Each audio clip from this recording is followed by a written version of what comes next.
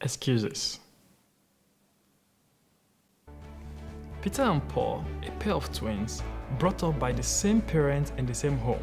Peter, whilst in rehab, was asked, "Why are you a drug addict?" He responded by saying, because he was brought up by parents who were drug addicts. And Paul, his twin brother, was asked, "Why have you never touched drugs all your life?" He responded and said, because he was brought up by parents who were drug addicts. Just like Peter, we become whomever we choose to become in life. And when we're not proud of the person we've become, we make excuses blaming whom we've become on our upbringing and our past experience. But the truth is, we are all self-made, although only the successful will admit this.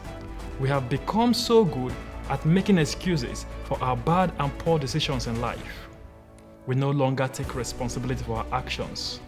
Accountability has been thrown to the wind. In life, you can only have either reasons or results. But let me break the news to you. Result is the only thing that matters, as reasons are just excuses. When you make excuses, you argue for something. What you argue for, you get to keep. It is in human nature that we try to push boundaries, try to break the law, and make poor decisions. Hence, people will always try to do this as long as they believe they can get away with it.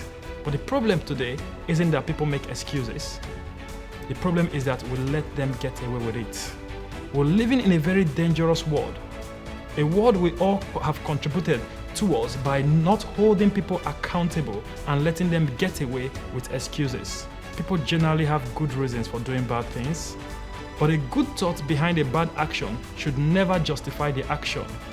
We justify the poor decisions and actions of our friends and loved ones by saying, "But they mean well."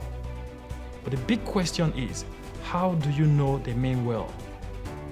You judge a tree by the fruit it bears, not by the fruit you thought it would bear or by the fruit you wish it would bear. In the same vein, we judge people by their actions, not by their acclaimed intention or the reasons behind their action. You see, a child who steals 5 pounds today because he or she is hungry and gets away with it is likely to rob a bank tomorrow because he or she is broke. And a child that gets into a fight today because he or she was abused and gets away with it is likely to stab someone tomorrow because he or she was punched. But when someone gives you an excuse today for their poor actions or decisions and you accept it, tomorrow they will make up something less reasonable and try to sell it to you because they believe you were gullible enough to accept the first excuse.